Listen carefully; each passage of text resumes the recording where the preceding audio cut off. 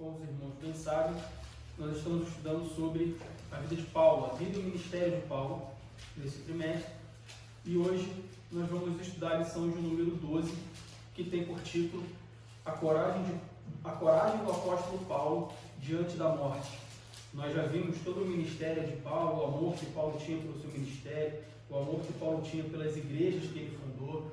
Nós já vimos sobre a conversão de Paulo, sobre a preparação de Paulo. E hoje nós vamos ver sobre a coragem de Paulo. Como os irmãos bem sabem, Paulo ele foi duramente perseguido, ou se deixou, como nós vamos ver hoje, ele se deixou ser duramente perseguido. Nós vamos ver qual é a diferença. E principalmente no final do seu ministério, Paulo então ele é perseguido, ele é preso, ele fica preso até a sua morte. Então hoje nós vamos estudar sobre essa coragem, de onde veio essa coragem e de onde que Paulo tirou tanta coragem para poder se deixar ser perseguido, e nós vamos estudar sobre isso hoje. O texto base da lição, como eu disse, se encontra em Atos, capítulo 21, e nós vamos ler do versículo 7 ao versículo 15. Abra sua Bíblia, por favor.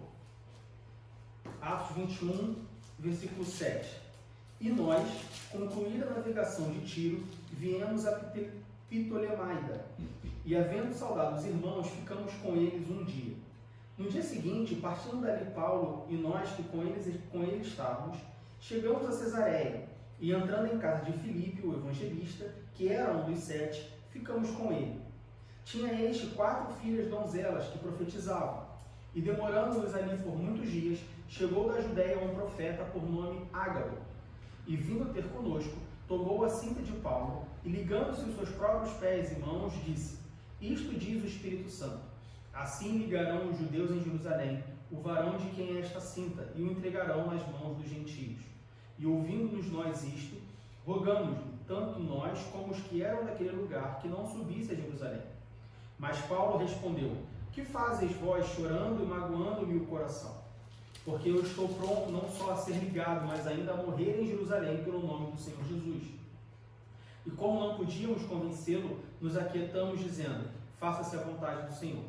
Depois daqueles dias, havendo feito os nossos preparativos, subimos a Jerusalém. E foram também conosco alguns discípulos de Cesareia, levando consigo um certo Minasson, natural de Chipre, discípulo antigo, com quem havíamos de hospedar-nos. E logo que chegamos a Jerusalém, os irmãos nos receberam de muito boa vontade. No dia seguinte, Paulo entrou conosco em casa de Tiago, e todos os anciãos vieram ali, versículo 18. Era até o versículo 15, na verdade. Não? Pois é, perdão. Então,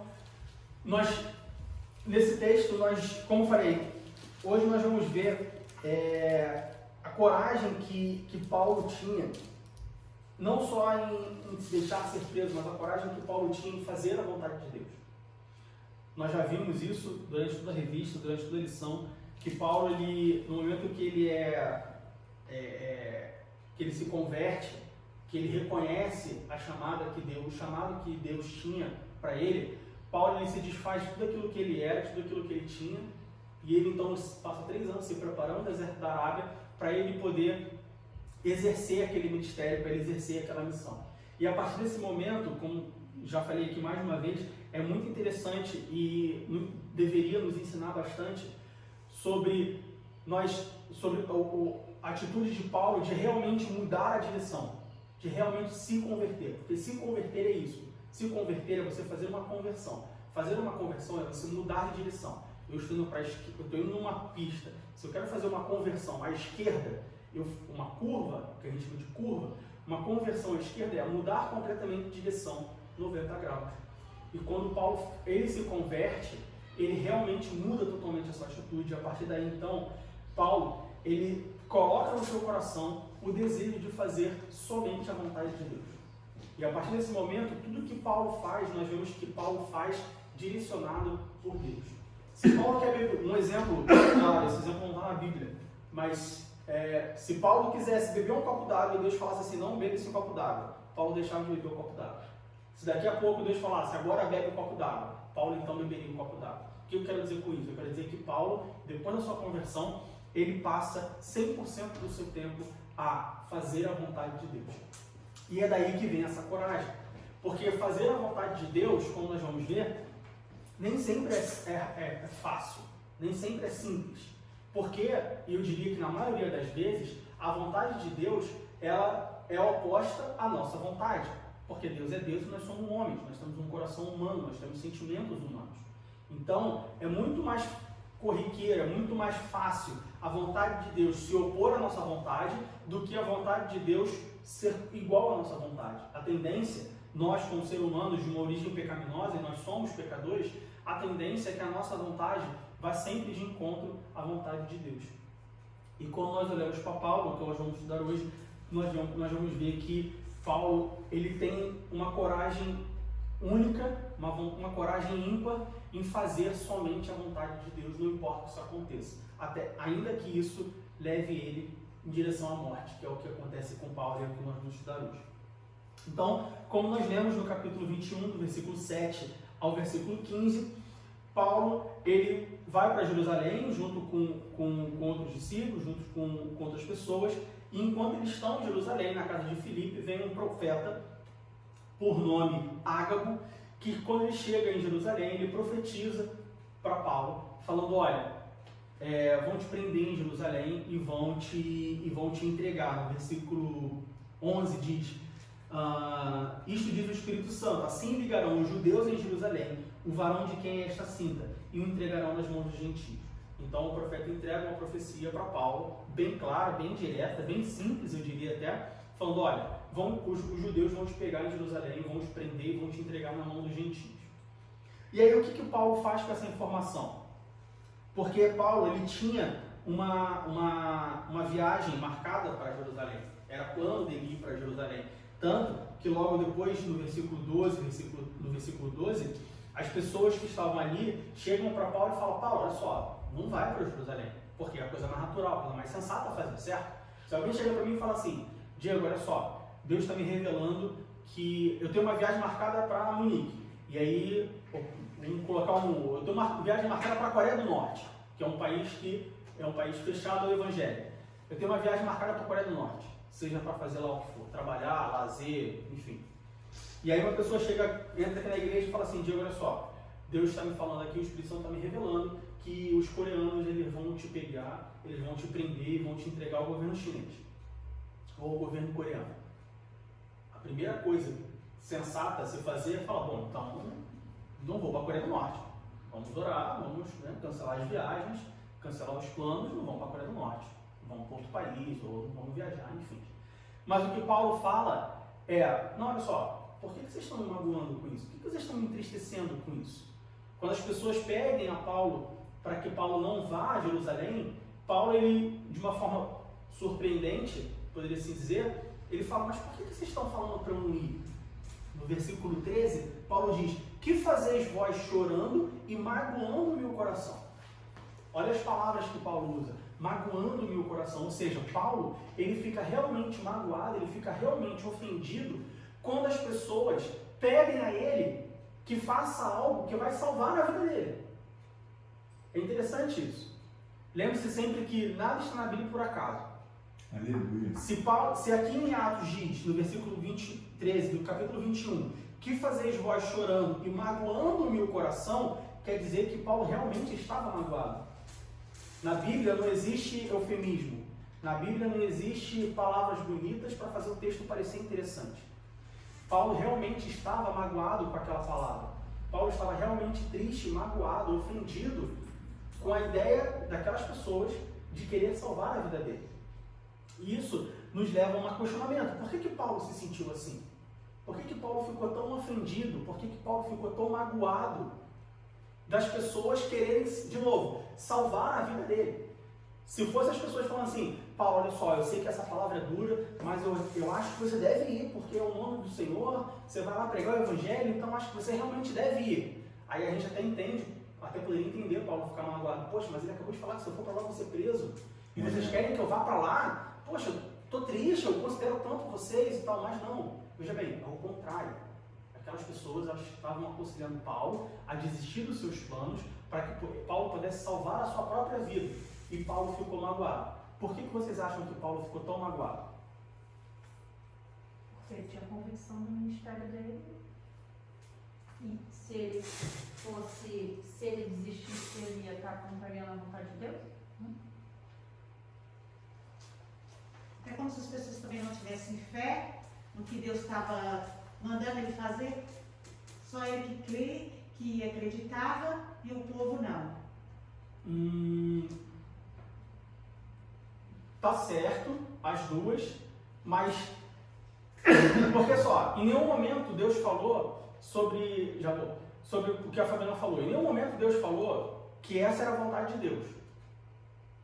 O profeta, ele não fala assim, no versículo 11, isto diz o Espírito Santo, Deus manda que vá a Jerusalém pregar o meu evangelho e lá você será preso. Ou seja, em nenhum momento aqui na profecia fica claro de que essa era a vontade de Deus. Foi apenas uma revelação do que iria acontecer. Então não é que, eu vou porque Deus está mandando. Deus não mandou Paulo ir. Fala, Fran. Eu acho que a intimidade de Paulo era tão grande com Deus que ele ficou magoado dos amigos dele falarem para ele não entregar a própria vida. Para ele, assim, eu acredito que o magoamento dele foi que colocaram a vida dele, a vida de Paulo, acima dos propósitos de Deus. Então, mas de novo, não era propósito de Deus. A profecia de Ágabo não era decisiva. Não era assim, vá lá cumprir o propósito de Deus e lá você vai morrer. Não, mas era um aviso do que ia acontecer, mas estava em aberto. Se Paulo falasse assim, não, tudo bem, eu vou ficar em Jerusalém, Paulo não estaria de forma nenhuma indo contra a vontade de Deus. Paulo não estaria de forma nenhuma deixando de fazer a vontade de Deus, deixando de fazer a missão que Deus lhe entregou. Paulo não estaria de forma nenhuma desacatando. Veja bem, a profecia de Ágabo, ela não tinha caráter decisivo de forma nenhuma. Não, mas é porque quando eu entendi assim, que na verdade ele tinha convicção de que ele tinha que ir para lá. E a profecia foi sobre o que ia acontecer, mas porque ele ir para lá era certo no coração dele, entendeu? Ele queria ir para Jerusalém. Ele entendia que ele deveria ir para Jerusalém, apesar disso não estar escrito. Entendi. Mas tem um peso grande nessa pergunta que você fez, o porquê que ele explica lá. Porque estou pronto não só a ser ligado, mas ainda a morrer em Jerusalém. Tem uma diferença, é essa diferença que eu estou querendo buscar em vocês. Abra em Atos capítulo 9, versículo 15. Atos capítulo 9, versículo 15.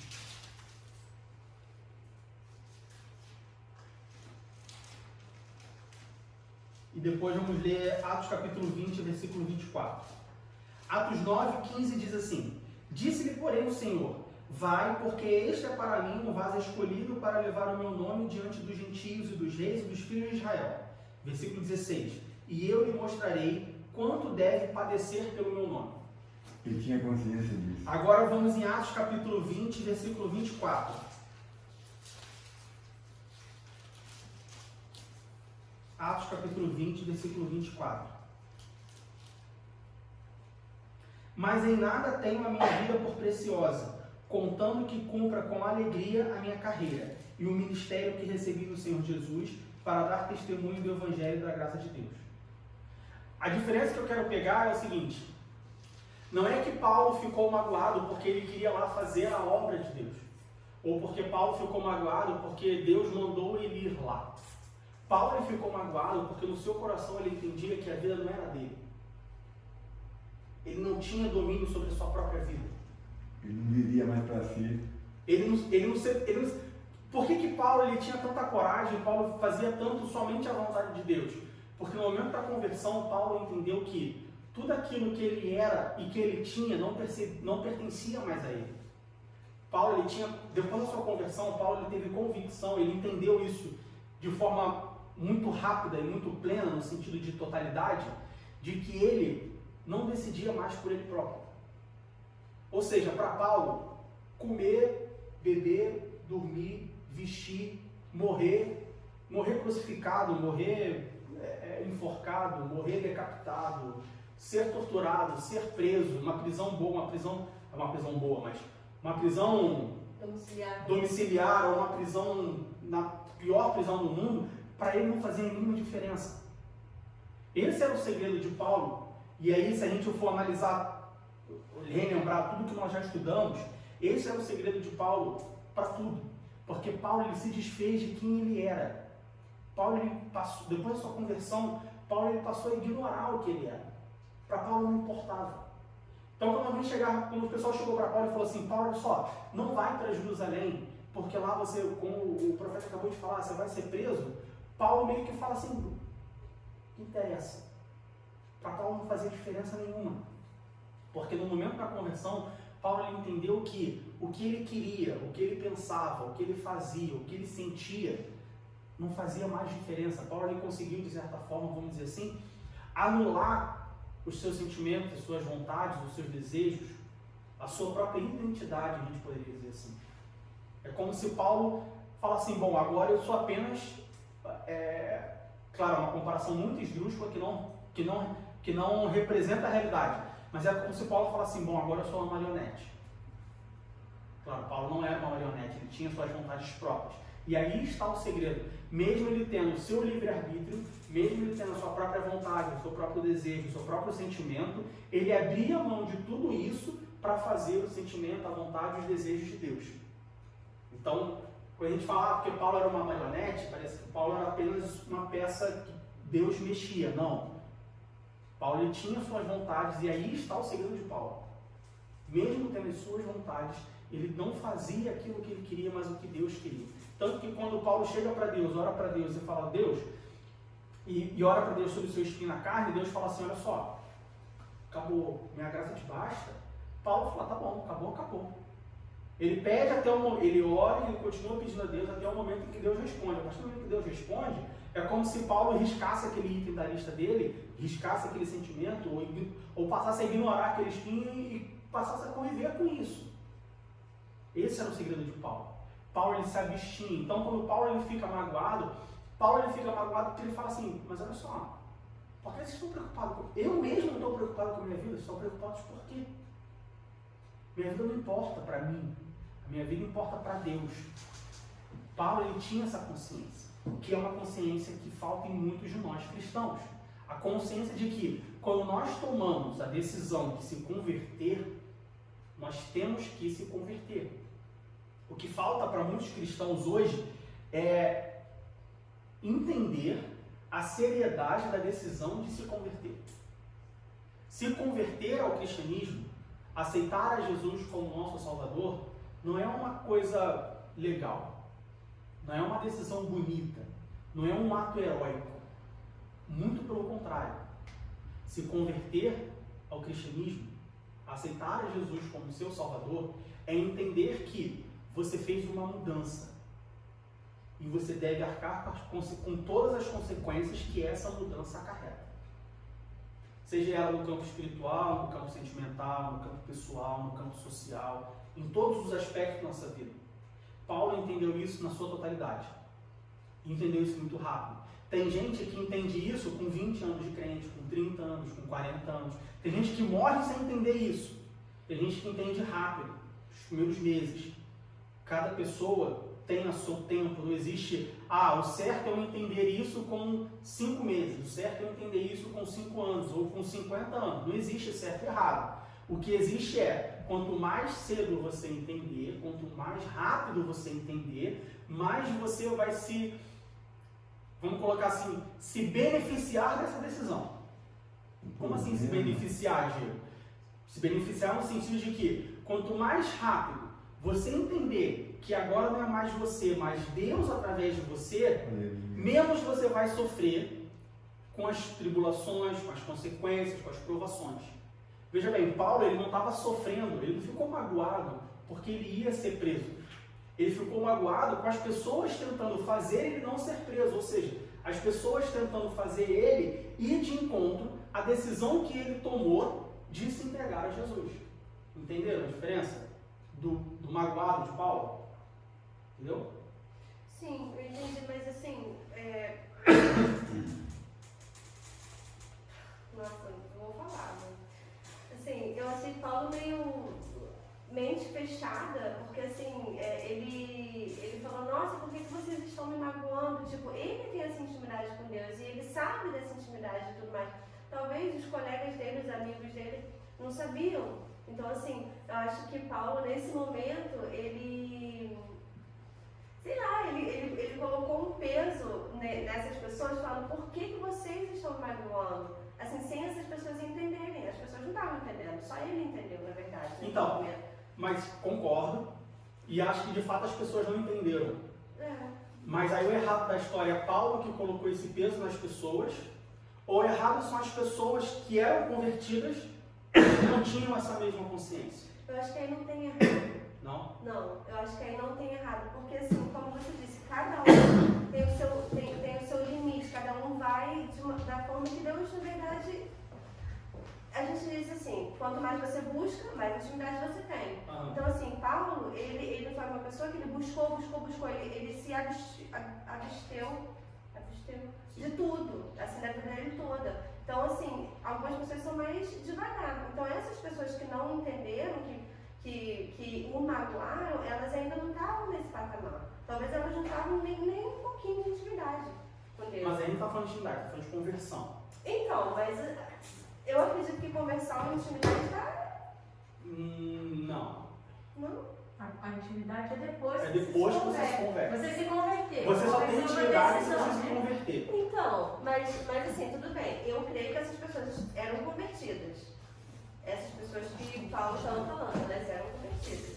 Né? Elas seguiam as Jesus, né? Então, assim, da mesma forma que elas eram convertidas, elas talvez pudessem entender, ok, Paulo, você tem razão.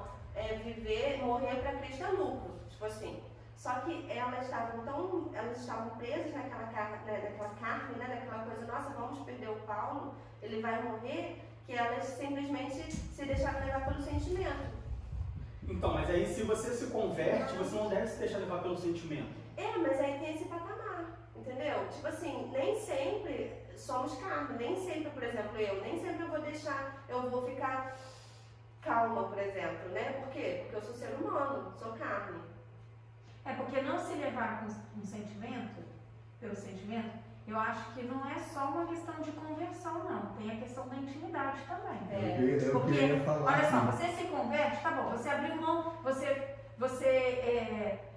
fumava, não fuma mais, você roubava, não rouba mais, tá bom, você decidiu. E aí, a sua vida começa num processo de santidade, de busca por intimidade. Nessa busca por intimidade é que você consegue ter... Porque a virtude do fruto do Espírito, por exemplo, as virtudes, elas vão aparecendo conforme você vai ter intimidade, não é? Não é tudo de uma vez. Lembra que a gente já teve uma conversa sobre isso? Então, o grau de intimidade que Paulo tinha, não dá para comparar com mais ninguém, né? Tipo, eu acho. Então, eu entendi o que ela está falando. Tipo assim, ele também não tinha, ficou magoado, tipo, mas as pessoas ali não tinham o nível de intimidade que ele tinha, de autocontrole, de domínio próprio, entendeu? Essas coisas. E também de compreensão do próprio chamado. Porque você falou aí, santo.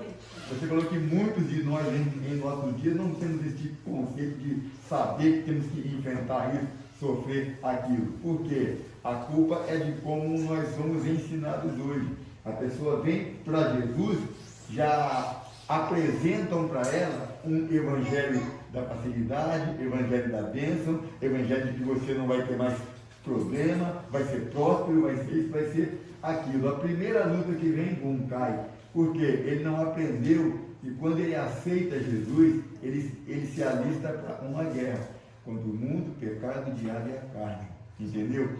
Aí e ele não vai também, ele vai ser ensinado que o crente sofrer tem alguma coisa errada, igual já julgaram na minha casa. Né? Aí eu te pergunto, o que é que Jesus disse? Quem quiser vir após mim, o que tem que fazer? Negar-se a si mesmo e tomar a cruz. O que é tomar a cruz? Muitos não querem a cruz, querem a bênção, a facilidade, querem servir um Jesus que é como um Papai Noel, como um saquinho, tão meu filho, mas na hora de carregar, de sofrer, de pagar o preço, isso é falta de quê? Ensinamento. Sim, sem dúvida. Então, quando Paulo fala que ele fica magoado porque ele tem a consciência de que não era sobre ele, nada era sobre ele. E aí o meu ponto que eu falo que, tudo bem, Paulo tinha mais intimidade, Paulo entendia isso claramente, e Paulo, ele conseguia lidar com isso muito bem. Mas quando a gente fala daquelas pessoas que estavam lá, daqueles discípulos que estão lá, por mais que não tivessem intimidade, e eles não tivessem a clareza do que é realmente se converter, do que é realmente fazer a vontade de Deus, aquelas pessoas, no entanto, isso não dá o direito para aquelas pessoas de influenciar na vida de outro. Um exemplo, se o pastor chega para mim e fala assim, sei lá, a gente chega, não, pastor, vamos fazer um almoço aqui? Não, pessoal, eu não vou participar porque eu estou fazendo um jejum de 90 dias. Eu falo assim, mas pastor, por que 90 dias, pastor? Jesus fez só 40, só fazer 90. O senhor está achando que você é mais que Jesus? Não, olha só, se ele fez 90, é particular meu. é particular dele. Eu não entender, ou eu não ter a intimidade com Deus, de querer fazer um jejum de 90 dias, não me autoriza a prevenir o pastor de fazer um jejum de 90 dias. O fato daquelas pessoas não terem intimidade com Deus, não ter a noção do que é uma conversão, de que, olha, agora não é mais a sua vontade, é a vontade de Deus, não autoriza as pessoas de tentar prevenir Paulo de fazer aquilo. Olha só, Deus avisou, se você quer ir, você vai. Se o pastor quer fazer um jejum de 90 dias, faz. Amém, pastor. Estou orando pelo seu jejum. Então você acha que existe certo e errado nessa situação? Não acho que existe certo e errado justamente pelo que você falou. Não tem um tempo certo para você... a santificação é um processo. Cada um tem o seu ritmo, cada um tem o seu prazo.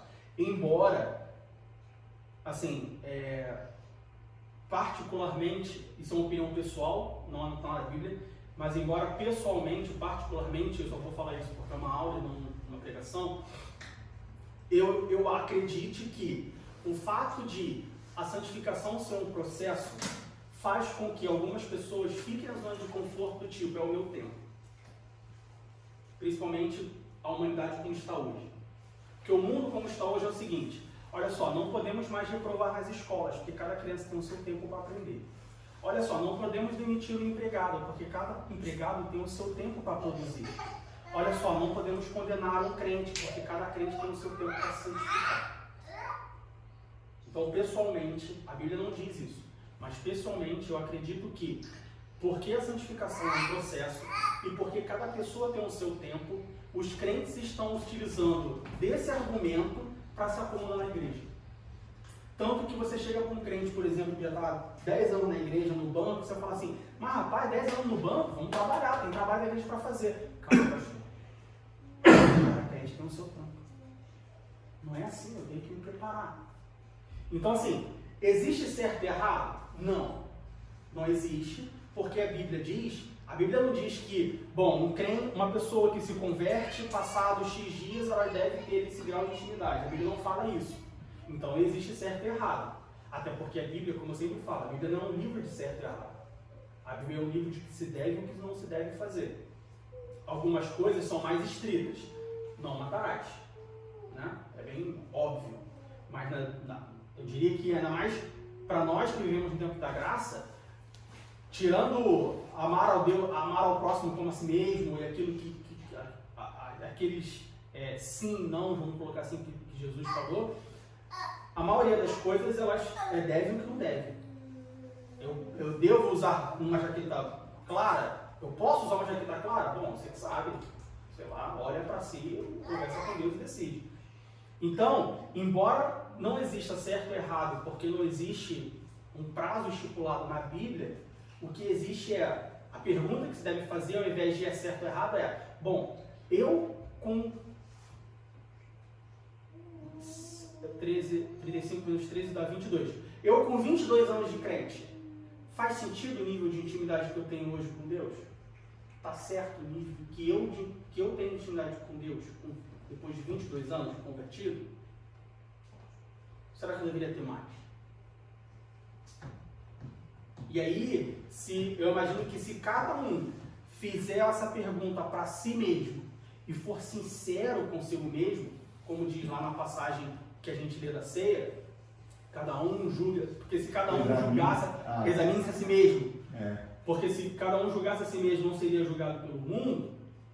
Se fizermos essa pergunta para si mesmo e formos sinceros no nosso coração, eu diria que 100% das vezes, 101% das vezes, todas as pessoas falariam: não, eu poderia ter mais. Verdade. Principalmente, de novo, se você não olhar pelo sacrifício, porque o ser humano ele é muito interessante, porque o homem, ele sempre tende a olhar para o sacrifício que ele faz, não para o sacrifício que o outro faz. Para mim foi muito difícil chegar na igreja hoje. 2 crianças, a gente pegou o metrô, aí chegou em Inveja, teve que soltar no metrô, pegar o ônibus, na Leopoldo de Plácido, depois descer. O pastor bateu na minha caneta. Para mim hoje foi um sacrifício chegar na igreja. Foi verdade, isso aconteceu. Mas eu não lembro da irmã lá de Wittenberg que pega um trem de 2 horas para ir para a igreja. Mas eu não lembro de quem está preso numa prisão, sei lá, na Coreia do Norte, que não tem uma Bíblia para ler. Por quê? Porque o ser humano ele só pensa no sacrifício que ele faz. Então, só pensa em si próprio. Só pensa em si próprio. Então, se você medir o nível de intimidade, o nível de santidade, o grau de entendimento de conversão, que é o que a gente está falando, e ao invés de você colocar o sacrifício que eu tenho feito nos últimos 22 anos para ter esse nível de santidade, e eu colocar isso em oposição ao sacrifício que Jesus fez na cruz para morrer por mim, a gente sempre vai... Eu falei isso, se não me engano, na aula retrasada, a gente sempre vai estar devendo. Nunca vai ser o suficiente. Mas então, lá na situação com Paulo e os amigos e os irmãos dele, assim, os irmãos pensaram na dor deles, que seria perder Paulo, Isso. e Paulo pensou na sua própria dor, que seria... que seria a dor de Paulo? Paulo não pensou na sua dor. Paulo pensou no chamado que ele tinha. Paulo pensou em Atos capítulo 9, versículo 15 e Atos capítulo 20, versículo 24. Primeiro Paulo pensou em Atos capítulo 9, versículo 15. Versículo 16. 15 e 16. Primeiro quando Paulo, assim, a Bíblia não fala que isso aconteceu, mas o que eu entendo é que quando Paulo recebe essa profecia, primeiro ele lembra de Atos 9, 15 e 16. Vai, porque este é para mim um vaso escolhido para levar o meu nome diante dos gentios e dos reis e dos filhos de Israel. E eu lhe mostrarei quanto deve padecer pelo meu nome. Claro, Deus não falou isso aqui para Paulo, Deus fala isso para Ananias. Jesus fala isso para Ananias. Mas a gente não precisa conjecturar. Certamente Jesus falou isso para Paulo. Paulo não teve essa convicção do nada. Paulo recebeu isso do próprio Jesus, eu imagino, posteriormente.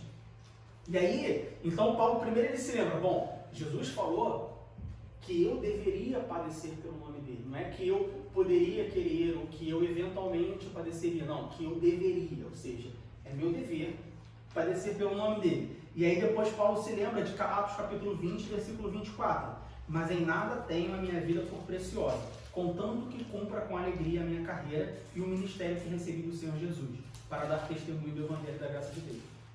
Então, ali é uma situação em que as pessoas estavam preocupadas com o sentimento delas de perder Paulo, as pessoas estavam preocupadas com o próprio Paulo, mas Paulo não estava preocupado com ele. Paulo não estava... Por isso que Paulo se magoou, porque Paulo falou, mas cara, vocês estão preocupados com a minha vida? Eu não estou preocupado com a minha vida. Como a gente está falando aqui no início da aula sobre o jeito prático, nesse ponto, Paulo ele foi bem prático. Ele falou, cara, por que você está preocupado? Por que você está preocupado com o que eu vou comer, com o que eu vou beber? Se a palavra de Deus diz que o crente fiel não tem que se preocupar com isso. Por que você está preocupado de eu morrer? Se nem eu estou preocupado com eu morrer, o que é eu morrer? Paulo ele não tinha... É interessante como que Paulo ele não tinha ele não fazia essa diferença entre morrer, viver, comer, dormir, passar fome. Para Paulo ele tinha uma confiança tão grande que para Paulo era morrer e viver, é o que Paulo fala, morrer para mim é lucro, assim, morrer para mim é Cristo, viver para mim é lucro. Paulo não tinha diferença, Paulo não fazia essa diferença. Ele conseguia de forma sobrenatural. Ele sabia o que era servir Cristo, como ele mesmo escreveu em Filipenses 1:29. Olha o que ele escreve. Ele escreve para os irmãos em Filipos, mas ele fala da experiência de vida dele. 1:29. Peraí, pastor, tem que achar aqui para mim. Depois de Filipenses. Filipenses? É. Gálatas, Efésios, Filipenses. Filipenses 1:29. 1:29. Olha o que ele fala. 9 ou 29? 9 ou 29? 29, tá 29.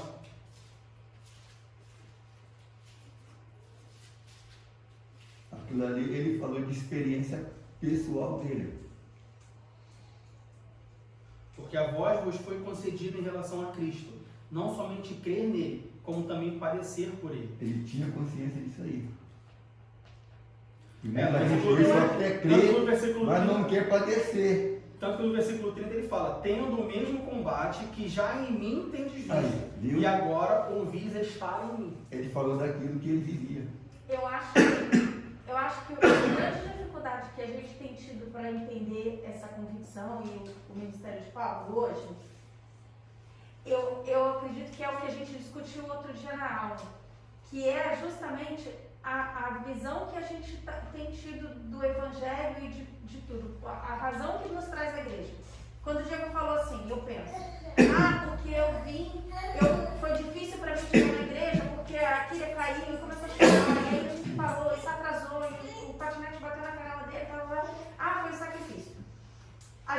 Quando a gente pensa assim, a gente já está se vitimando e vindo para a igreja como se dissesse assim, olha Senhor, o sacrifício que eu fiz para mim aqui, então me abençoa, tá entendendo? Quando na verdade a gente está focando na proposta de pai e filho que existe, a relação de pai e filho com Deus, mas a igreja está esquecendo completamente a relação de senhor e servo, entendeu? Verdade. Então, o que acontece? Eu procuro sempre falar para as crianças, a gente vai para cultuar o Senhor, entendeu? Porque essa ideia de que a gente está vindo para a igreja, trazendo o nosso culto ao Senhor, está se esquecendo, sabe? Porque as pessoas estão vindo para buscar a bênção. Então você já vem pensando, olha, seu sacrifício, nossa, foi o sacrifício para eu chegar na igreja hoje. É o inimigo que está criando coisa para não trazer. Na verdade, a gente está se vitimando para dizer assim, Senhor, tenha pena de mim, eu vim até aqui, eu estou aqui, estou ouvindo a tua palavra, então me abençoa, entendeu? Então eu penso assim, a visão hoje está completamente distorcida, sabe? E essa relação de Senhor e servo está se perdendo. A gente vem para a igreja para trazer o nosso culto ao Senhor, para adorar o Senhor, independente do que Ele é, sabe? Do que Ele faz para nós. Eu até mandei para você. Eu achei que ele falou, a diferença de você adorar e você dar graças ao Senhor. Porque você dá graças ao Senhor pelo que Ele faz. Mas você adora a Deus pelo que Ele é. E culto é adoração. A gente vem para adorar o Senhor. E Paulo tinha muita convicção do ministério dele, sabe? Ele vivia para Cristo, para levar a palavra, para evangelizar. Não importa o que acontecesse, sabe? Isso a gente não vê mais. Então eu acho difícil a gente entender, porque na verdade está muito distante da realidade que a gente vive hoje. Nós mesmos, entendeu? Assim, e não são as outras pessoas, nós mesmos fazemos isso o tempo todo, sabe? Então eu acho que essa dificuldade que a gente tem de entender Paulo é por isso. Porque a gente está com uma visão completamente distorcida do que é vir à igreja, do que é o culto, do que é servir a Deus. Verdade. Servir, não é só pai e filho, sabe? Porque o pai é bom, o pai faz isso, o pai quer me abençoar, mas ele ele quer também compromisso, corrige, ele entendeu? também castiga. Eu sempre ouvi minha sogra falar, Deus não tem compromisso com quem tem compromisso, com ele. Se você não buscar, como é que você quer de Deus uma coisa que você não tem, sabe? É uma via de mão dupla, entendeu? Então é isso. É muito comum você ver, principalmente no meio pentecostal, as pessoas olhando e falando assim, irmão, porque o inimigo está furioso na minha vida. Dá glória a Deus. Porque Deus tem uma obra grande na sua vida. O inimigo está furioso na minha vida e tal, não sei o quê. E aí o que eu sempre penso quando eu ouço isso é, mas por que o inimigo está tão furioso na sua vida? Porque eu sou uma pessoa muito importante. Né? Por que o inimigo ficaria furioso na minha vida? Porque eu tenho valor. É porque dizem quando o inimigo está furioso, quando você está passando por tribulação, por não sei o que, essas coisas, tempestade, é porque alguma coisa que o inimigo está tentando te desfocar de alguma coisa. Mas é uma bênção muito grande. Porque se eu ficar focado, você vai ser uma bênção muito grande. Ou seja, ele está furioso na minha vida porque eu tenho valor. Porque eu significo alguma coisa. E aí o meu ponto não é que você não significa nada, mas o que você faz realmente significa alguma coisa? Porque olha só, de novo, a gente está estudando sobre Paulo. O inimigo está furioso na vida de Paulo, eu entendo. Olha o tanto que Paulo fez, olha o tanto que Paulo fazia. Mas o inimigo está furioso, eu me colocar na situação de que o inimigo está furioso na minha vida, mas eu faço tanta coisa assim mesmo. E uma outra coisa. O que eu faço é realmente tão relevante. E uma outra coisa, mesmo que ele esteja furioso, porque uma vez uma irmã me ligou, aí no meio da conversa ela começou a chorar, falou, pastor, ora comigo, falei, o que está acontecendo? O inimigo está furioso comigo, pastor. Eu falei, então não vou orar não, eu vou dar glória a Deus. Por quê? Você quer ter amizade com ele? Para ele não ficar furioso, bonzinho com você, é preciso que você seja amigo dele. Você quer ser amigo dele? Aí ela caiu em si, porque nós estamos em guerra. É bom que ele está furioso, né? É bom que ele esteja furioso mesmo, cuspindo fogo. Então, Paulo, ele estava lá na casa de Filipe, chega esse profeta e fala para ele, olha, de novo, não foi uma profecia decisiva, foi uma profecia completamente aberta no sentido de que o Ágabe, ele não fala para Paulo, olha, Deus manda você ir. Não, ele fala, olha, vai acontecer isso. Se você quiser ir, você vai. Assim, a profeta não fala isso, mas a profecia ali, ela foi uma profecia, ela não, em nenhum momento envolveu decisão, ou seja, Paulo era livre para ir ou que não ir. E aí, quando aquelas pessoas, elas falam para Paulo não ir, Paulo fica ofendido e tal. E aí no capítulo 21, no versículo 14, e como não podíamos convencê-lo, nos aquietamos e dizendo, faça-se a vontade do Senhor. Ou seja, olha só, é o que Deus quiser. E aí, mais uma vez, a gente vê o segredo o segredo da paz, né? Muito se fala de paz, muito se fala em ter paz, em buscar paz, em dar a paz, mas a paz só vai ter quando você faz a vontade de Deus, quando você faz a vontade do Senhor. Por quê? Porque só tem paz onde Deus está. E Deus só está onde está a sua vontade. Você está em algum lugar contra a sua vontade? Você, adulto, né? Criança, a maioria das vezes. Eu diria que quase sempre. Né? Mas um adulto, em situações normais, você está num lugar contra a sua vontade? Eu diria que na maioria das vezes não. Em alguns lugares sim, mas comparado com uma criança, por exemplo, na maioria das vezes não. Você hoje está aqui contra a sua... Alguém está aqui contra a sua vontade? Não. Todo mundo acordou e falou, hoje eu vou para a igreja. A mesma coisa com Deus. Deus ele não está, e aí mais ainda, Deus ele não está em nenhum lugar contra a sua vontade. Então, de novo, é um raciocínio lógico. Para eu ter paz, eu preciso da presença de Deus. Para eu ter a presença de Deus, eu preciso estar na vontade de Deus. É por isso que o mundo não tem paz. Porque o mundo não está fazendo a vontade de Deus. E se ele não está fazendo a vontade de Deus, Deus não está nele. Se Deus não está nele, não tem paz. Eu acho interessante ali nesse versículo 14, eles não conseguiram convencer. Então eles se aquietaram, eles se acalmaram e disseram, seja feita a vontade do Senhor. Eles ali entraram no mesmo espírito, porque se estivesse na carne, deixa ele ir. Quer sofrer que sofra, quer morrer que morre. Deixa ele lá e se lascar lá. Não. Seja feita a vontade do Senhor. Isso. Aí houve realmente a paz, porque houve sensibilidade ao espírito ali. É por isso que muitas das vezes a gente passa por situações que normalmente as pessoas, ou nós mesmos, estaríamos desesperados, estaríamos perdidos, estaríamos angustiados, mas a gente está em paz. Por quê? Porque em algum momento você falou, bom, você já fez a vontade do Senhor, até aqui eu fiz, daqui para frente não posso mais fazer, e aí você confia, propriamente dito, você coloca a sua esperança, coloca a sua confiança, coloca tudo na mão de Deus e fala assim, bom, que faça-se a vontade de Deus. Nesse momento você tem paz. Eu acredito que seja desde o momento que eu dou o controle para Deus, falo, Senhor, eu não posso fazer mais nada, né?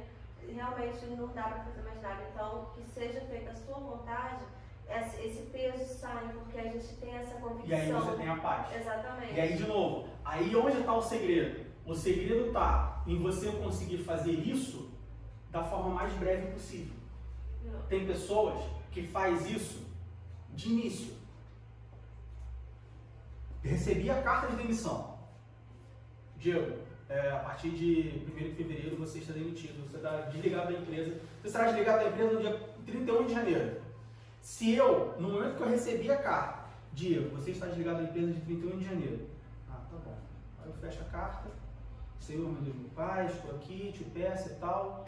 Entra nesse negócio, o Senhor sabe, tá bom. Orei ali, entreguei, eu vou ter paz até eu conseguir um outro emprego. Se eu pegar essa carta e fazer assim, bom, tá tranquilo, estou em Berlim, que mais tem emprego de tecnologia que eu uso, não consigo emprego fácil. Aí vou começar a fazer entrevista de emprego. O processo demora 2 semanas, durante 2 semanas, eu não vou ter paz.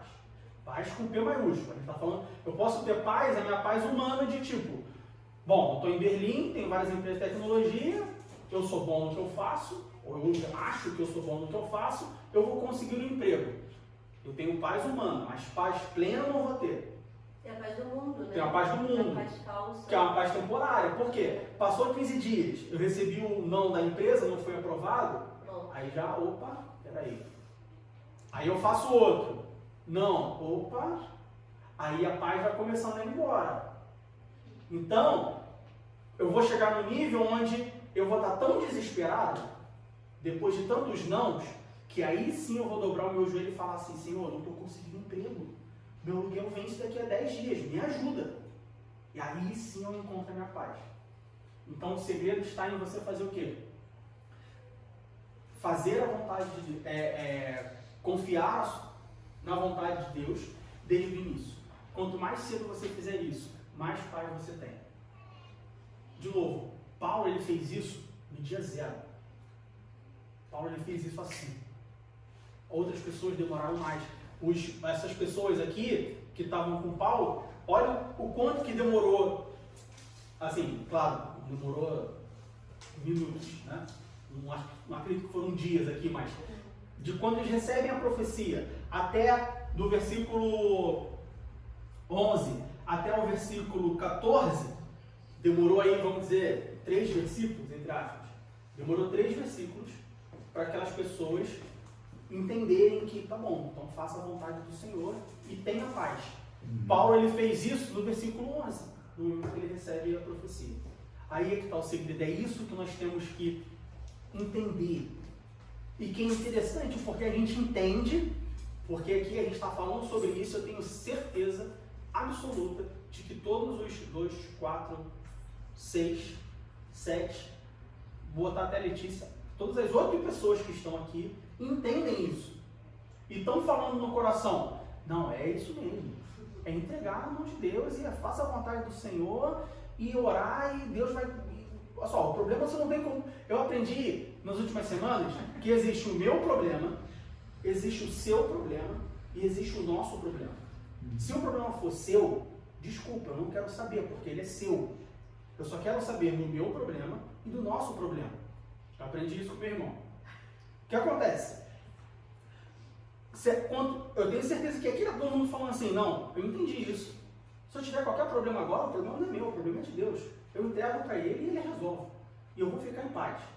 Mas eu tenho também a absoluta certeza de que se hoje à tarde acontecer um problema, nós não vamos conseguir praticar isso. Ou pelo menos a maioria de nós vamos ter dificuldade em praticar isso. Eu tenho certeza que se você chegar em casa agora de tarde e tiver uma carta lá do seu landlord falando assim, olha só, preciso do seu apartamento a partir de 1º de fevereiro, a gente vai, qualquer um aqui vai falar, como assim 1º de fevereiro? É que também você pegou o pulmão, né? Mas o cara ia morrer. Da situação da cidade, pegou o pior de todos, né? Tipo, Mas não é? acho que até Paulo ficaria preocupado. Acho que até Paulo ficaria meio preocupado. O Paulo ia ficar como, mas peraí, vou morar onde? Caraca!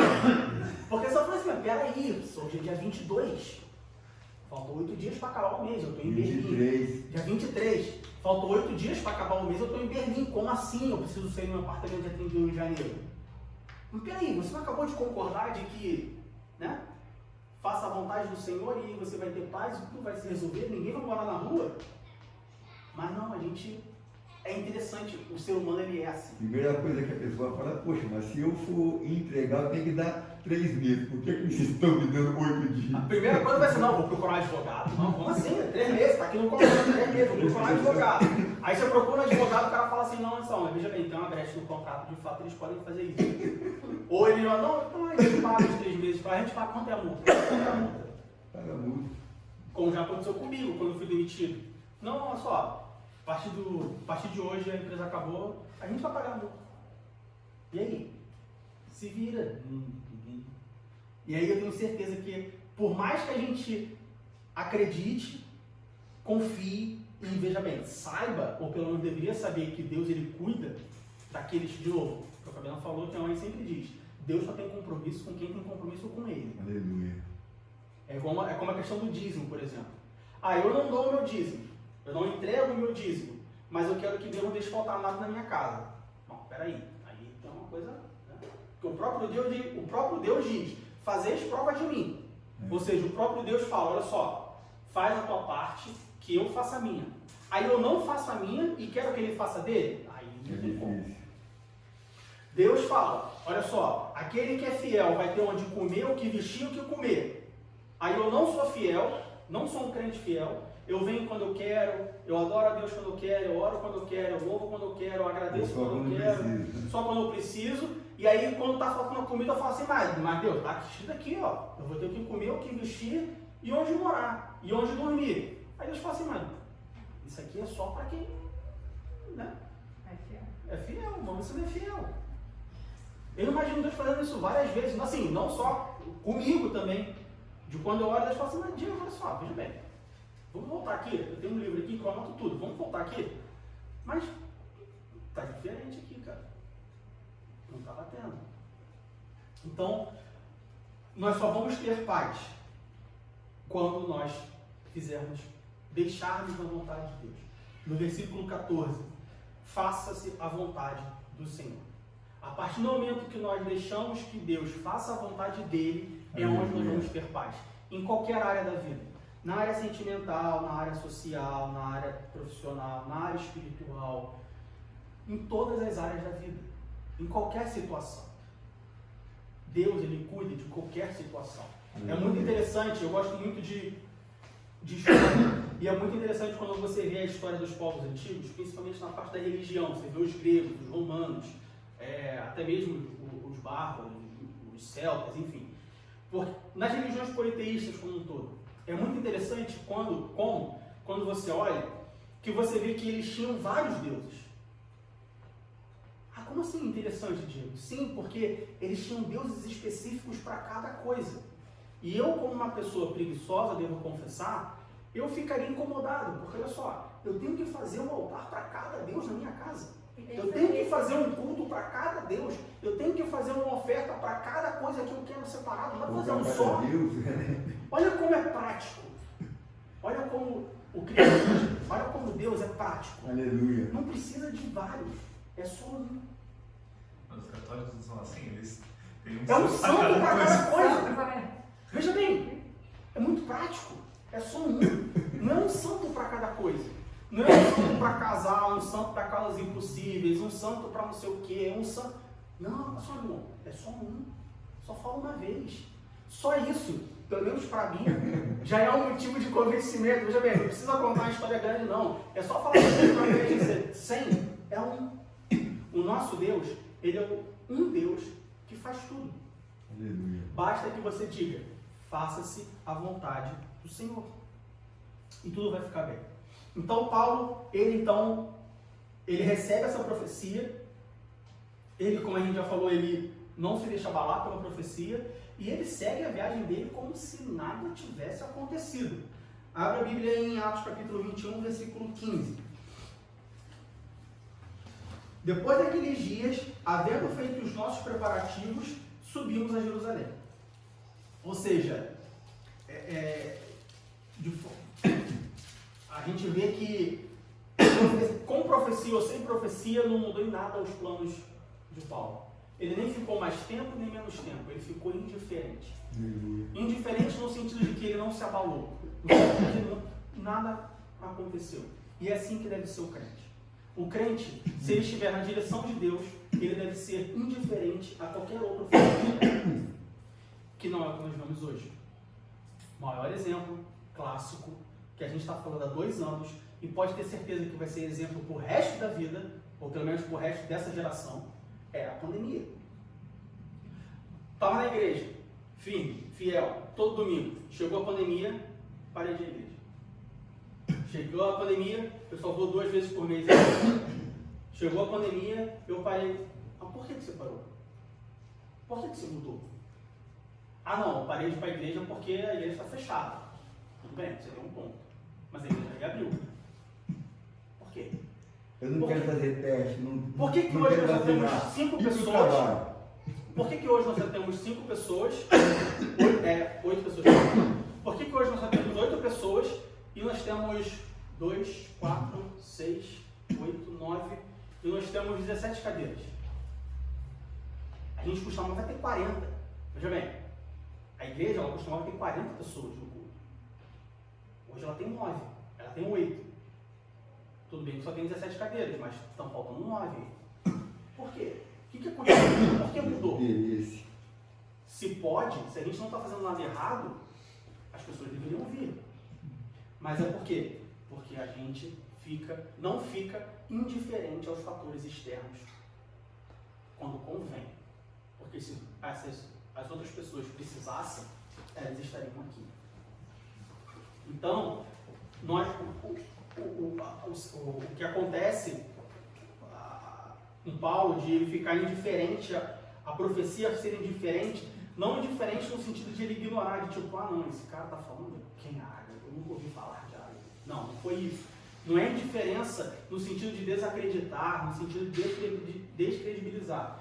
É indiferença no sentido de que, eu vou ser preso em Jerusalém? Tá bom. Mas eu tenho que ir, não é? Eu entendo. Deus já falou que eu ia padecer pelo nome dele. Tá tranquilo, tudo bem. A gente vai diferente.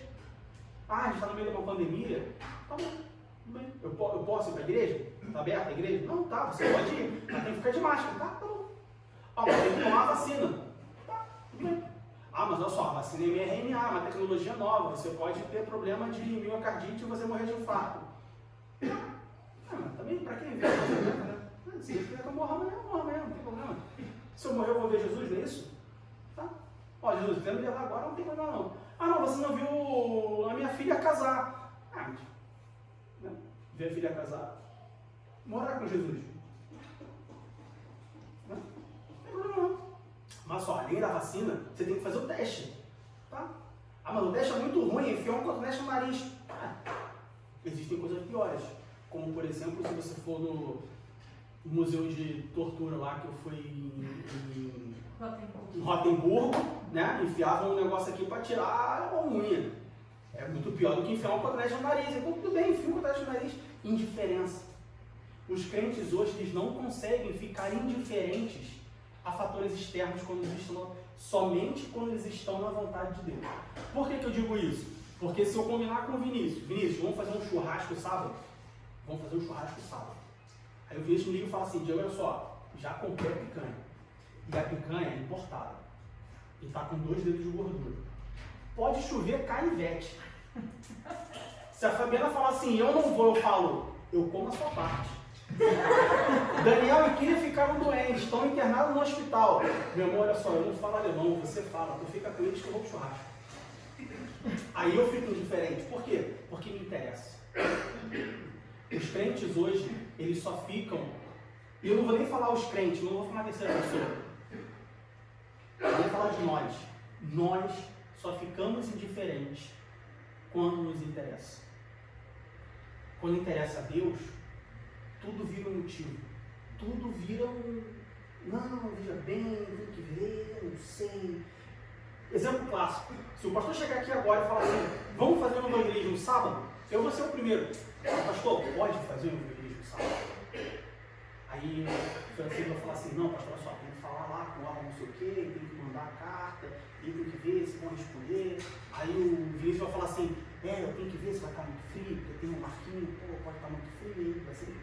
Aí a Fabiana, não, peraí, tem que ver as crianças, o que a gente vai fazer com as crianças? O que eu vou levar para as crianças comigo? Aí a irmã pode falar assim, vou ver a minha agenda aqui, eu confirmo durante a semana. Não está indiferente. Eu acho que é uma questão de prioridade, né? E aí a dificuldade que a gente tem de colocar, quando falar, colocar Deus em primeiro lugar na nossa vida, né? É isso, né? Quando você coloca, ele vira prioridade. Né? E essa é a nossa dificuldade. A prioridade para Paulo... Fazer Deus está em primeiro lugar na nossa vida. A prioridade para Paulo está em Atos capítulo 20, versículo 24. Mas em nada tem a minha vida preciosa. Qual era a prioridade de Paulo? Contanto que cumpra com alegria a minha carreira e o ministério que recebi do Senhor Jesus. A prioridade de Paulo era cumprir com alegria a carreira que lhe foi dada. E a carreira aqui não é cumprir com alegria minha carreira de engenheiro de software. Cumprir com alegria minha carreira de médico. Não, não é a carreira profissional aqui não. Carreira aqui é a carreira eclesiástica, carreira espiritual. Olha só, a carreira aqui que Paulo está falando é a carreira de Atos capítulo 9, versículo 15. Disse-lhe, porém, o Senhor, vai, porque este é para mim um vaso escolhido para levar o meu nome diante dos gentios, dos reis e dos filhos de Israel. Essa era a carreira de Paulo. A carreira de Paulo não era fazer tendas. A carreira de Paulo não era ser o maior apóstolo. A carreira de Paulo não era fundar igrejas. A carreira de Paulo era levar o nome de Jesus diante dos gentios, dos reis e dos filhos de Israel. E eu lhe mostrarei o quanto deve padecer pelo meu nome. Essa era a carreira de Paulo. Então, a prioridade de Paulo era cumprir com alegria a carreira que lhe foi dada e o ministério que ele recebeu do Senhor Jesus. Se Paulo cumprisse isso, todo o resto era indiferente para ele. Se ele ia ser preso em Jerusalém, se ele ia ser preso em Tiro, se ele ia ser preso em Atenas, se ele ia ser preso em Roma, para Paulo não fazia diferença. Se ele ia morrer decapitado, crucificado, não fazia diferença. A prioridade para Paulo era cumprir a carreira que lhe foi dada e, no versículo 24, e o ministério que ele recebeu do Senhor Jesus. Qual é a nossa prioridade? Qual é a minha prioridade hoje? Isso faz lembrar tem gente que fala que não, se Jesus vir e não estiver preparado, na tribulação eu plano B, né? Na tribulação eu não nego e morro não negando. Então, mano, tá chovendo, você não vai pra igreja? Você não fala que o cara vai enfiar o negócio embaixo da sua unha, vai te cortar no meio, você não vai negar Jesus? Tá louco? Fala que você vai negar. Não faz sentido isso. Até mesmo porque, na grande tribulação, o Espírito Santo não vai estar aqui. Então, por que você acha que você vai ter a consciência de que não, eu vou morrer negando a Jesus, se você não vai ter o Espírito Santo falando isso para você? Qual é a nossa prioridade? Qual é a sua prioridade? Qual é a sua prioridade? Qual é a sua prioridade? Qual é a sua prioridade? Qual é a minha prioridade? Quando eu acordo de manhã, qual é a minha prioridade? Qual é a sua prioridade para amanhã, Francisco? Qual é a sua prioridade para amanhã de manhã, Fabiana? Olha para dentro de si. Pergunta para você qual é a sua prioridade para essa semana. Qual é a sua prioridade para hoje, quando você sair da igreja? Sua prioridade inclui Atos capítulo 20, versículo 24. Cumprir com alegria a sua carreira e o ministério que você recebeu do Senhor Jesus. Essa é a sua prioridade para hoje à noite? Para hoje à tarde? Essa é a sua prioridade para amanhã? Essa é a sua prioridade para essa semana? Essa é a sua prioridade para o seu ano, para esse ano? O ano acabou de começar. Promessas de início do ano são as melhores. Que elas já começam furadas já. São as melhores do mundo. Esse ano eu vou fazer isso. Tá. Passou 2 minutos, né? Você já não fez. Qual é a sua prioridade para esse ano? A prioridade de Paulo era essa. Por isso, Paulo tinha tanta coragem. Por isso que Paulo fala assim, eu vou ser preso? Não tem problema, vida que segue. Eu vou morrer?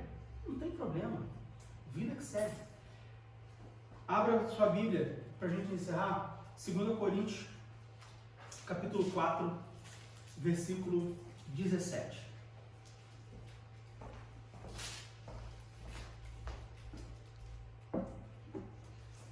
Essa era a visão que Paulo tinha do que era cumprir a sua missão. 2 Coríntios, capítulo 4, versículo 17.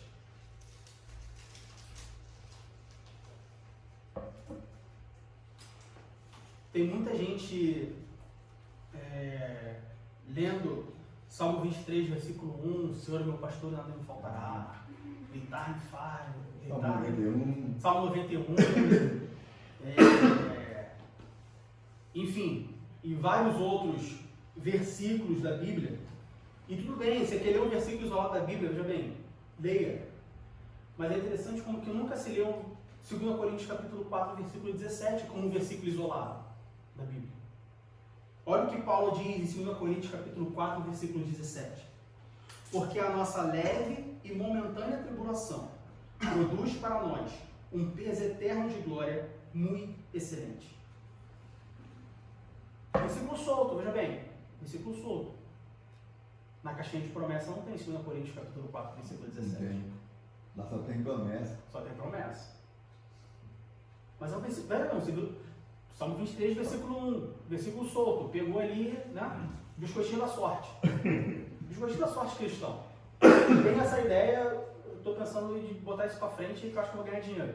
Biscoito da sorte. Você vai lá né? Você compra um biscoitinho da sorte, bota ali na cestinha de fruta, na mesa. Todo dia que você sair de manhã, você vai e pega, já tem todo o marketing pronto. Já tem biscoito da sorte cristão? Já. Perdendo dinheiro, tá vendo? Você colocar lá na porta, a igreja tá saindo do culto. Mano, garantido, minha igreja tá lotada. Perdi dinheiro. Aí, biscoito da sorte. Vai lá, pega um versículozinho e lê. Mas pega 2 Coríntios capítulo 4, versículo 17. Porque a nossa leve e momentânea tribulação produz para nós um peso eterno de glória muito excelente. Qual o segredo da coragem de Paulo? Por que Paulo era um homem tão corajoso? Por que era Paulo tinha um ímpeto para pregar o evangelho? Paulo tinha um ímpeto para fazer a obra? Por que Paulo ficou tão indiferente com a profecia de Ágabe? Porque Paulo nunca pensava no hoje. Paulo se absteu de hoje. Paulo esqueceu hoje. Paulo, quando ele se converte e ele entende o que é uma conversão, ele entende que a partir de agora ele deveria não mais se preocupar com ele mesmo, mas se preocupar com a carreira e com o ministério que o Senhor Jesus o entregou. Paulo ele não está preocupado com esse mundo. Paulo está preocupado com a eternidade. O que, se nós pensarmos logicamente, faz muito mais sentido. É o que eu sempre falo. Eu tenho 35. Que eu viva mais 40. Não, que eu viva mais 50. 85 anos. Mais ou menos na média da expectativa ali na atualidade. Tá bom, vai, que eu viva mais 70 anos. 105 anos de idade. Vou morrer, né? Bom, não tenho uma alimentação muito saudável, não sou um cara muito saudável, vou morrer provavelmente ali, todo entrevado. Mas beleza, eu vivi 100 anos. Veja bem, eternidade. É a continuação do versículo que você falou, ó, o 18. Não tentando nós nas coisas que se veem, mas que se não veem. Porque as que se veem são temporais, as que não veem são eternas. Quando a gente fala da nossa vida espiritual, a gente está falando de eternidade. O que a nossa vida espiritual vai acarretar na eternidade. O carro, ele vai acabar. A vida pessoal, a vida física ali, ela acaba. Eternidade, o que é eternidade? É sem fim. Mas como assim sem fim? Às vezes eu me pego me perguntando, Eternidade, mas sem fim. Como assim sem fim? É sem fim? Como assim? E a mente humana ela não consegue alcançar o sem fim. Se você tentar, eu já fiz isso várias vezes, chega uma hora que eu falo assim, vou fazer outra coisa. Porque eu fico, mas eternidade? Mas como assim eternidade? Como assim sem fim? Como assim para sempre? Tá, para sempre o quê? Eternidade como? É eternidade. Veja bem, como diz o mundo, amigo, se joga e vai. Não pensa. É porque a gente não tem essa experiência de eternidade. Exatamente. Nós não temos isso. A gente Tudo só. pra gente é Exatamente. Porque você não consegue tocar, você não consegue experimentar, você não consegue ver, você não consegue alcançar. Você quer ver como o crente fica mais crente? Ele passa a olhar a eternidade com olhos diferentes quando ele vai num enterro, num funeral, entendeu? Ele olha, essa pessoa estava aqui. Todo mundo sai do cemitério. Onde é que ele está agora? Aí dali ele já. Aí passa uma semana, duas, pronto, esqueceu, volta tudo como era. Mas acho que se tivesse participado de um velório todo dia ele estaria convertido. É porque a gente dá muito valor para as coisas A gente só pensa terrenas, né? nesse dia. E aí quando você vê uma pessoa assim, que você não tinha previsão de morrer, e de repente morre, tipo, acabou a vida da pessoa, acabou ali, entendeu? Igual, E aí tudo que ela tinha e tudo, nada faz diferença naquela hora, né? E é a mesma coisa pra gente. igual o meu colega, né, que faleceu na faculdade na primeira prova da faculdade, dia 2 de dezembro, ele começou a passar mal 30 minutos antes da prova e faleceu. Ele, naquele momento, ele passou mal, caiu, fomos para as provas e o moço morreu. E assim, eu fiquei assim, eu fiquei pensando, acho que fiquei umas 2 semanas mal, assim, olhando. É literalmente não saber o dia de amanhã. Incrível. A gente fala, você não sabe o dia de amanhã, mas a gente Não. isso tem um peso quando a gente vive uma situação dessa. Sim, muito.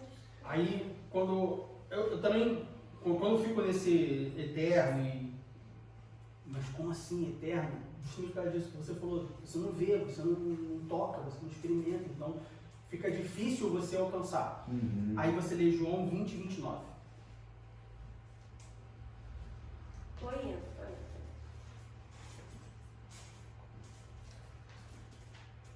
Desculpa, gente.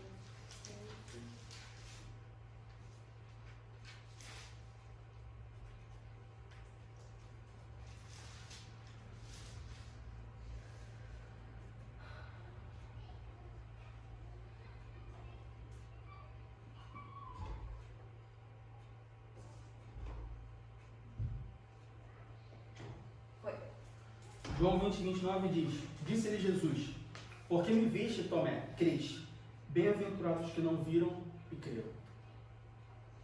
A gente não precisa ver para crer. Não precisa. Só crer.